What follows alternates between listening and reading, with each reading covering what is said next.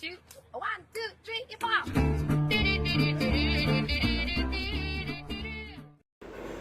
Hi, I'm Richard Scott. I'm 49 years old and I work with Orion in the art department, which is what you can see here around.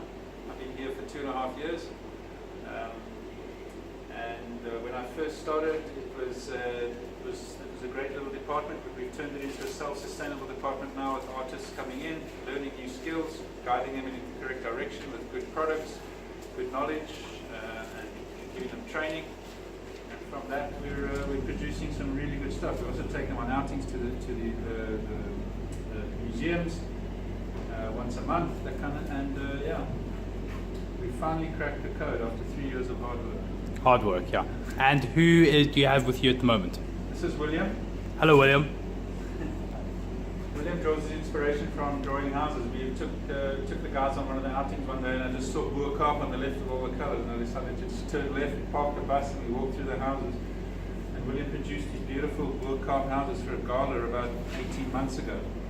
And we're just developing his technique. And 2 months ago, we were at the museum in Cape Town, the Museum of Art in Cape Town.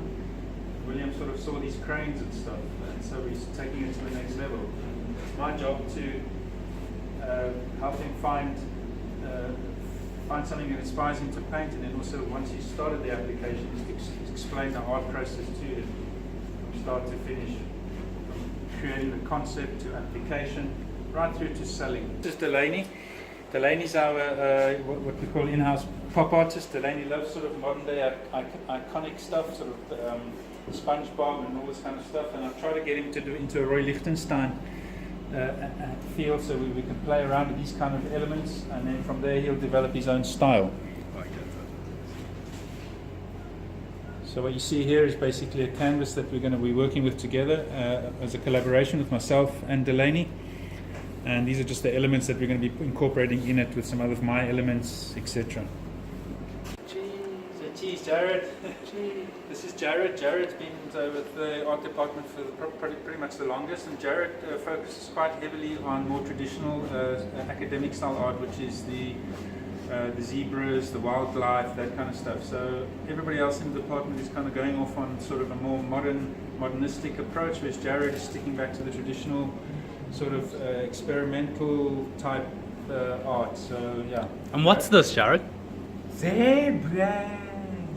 Zebras. So this is a zebra that Jared's created in sort of a graphic sort of style, and yeah, it's one of the pieces that we're going to use for the auction, which is coming up in a month's time. People love zebras, people love black and white, monochromatic, that whole artistic thing. So that's what Jared's produced here. Okay, so this is Angelo. Angelo's been with us for about a month, and Angelo came and we quickly identified that he likes drawing portraits. So we got him into doing copying Picasso, which we've got him been doing now for about 2-3 weeks. And unbeknown to us, he's pretty much waxed it. He's cracked it right off the bat.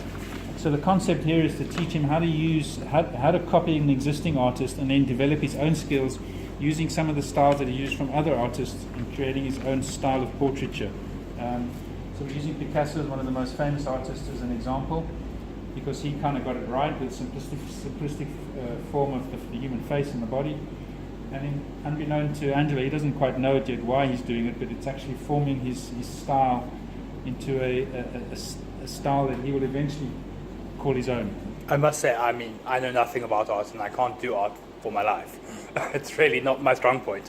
But you can see the style. Yes. Both, you can see the Picasso element as well as his own little touches. Yeah, so yeah, that's kind of what my job is, which is the difficult part of it, is now taking it from the Picasso part and identifying what he likes within his community, within his own life. He's got his own style, he's got his own character, and finding that, interpreting that, and allowing him to create that unique style of his own.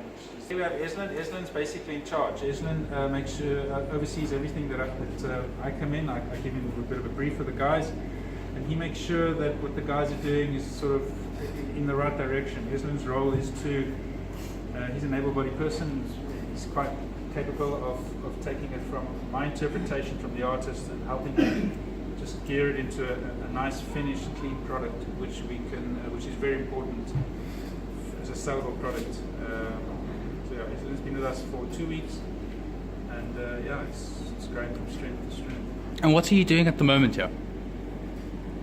Okay, so Eslin's basically the most important part of an art, of a product, of a painting is actually, it has various elements of it. One of them is to the conceptual, the application, and thereafter is the finishing touches. If you can get your finishing touches and your product right and perfected from the beginning, you don't have to go into the phase where you do finishing touches. But even I, as a fine artist, I do my finishing touches. So Eslin's basically going through the product from and just cleaning it up, touching it up, making it a little bit neater.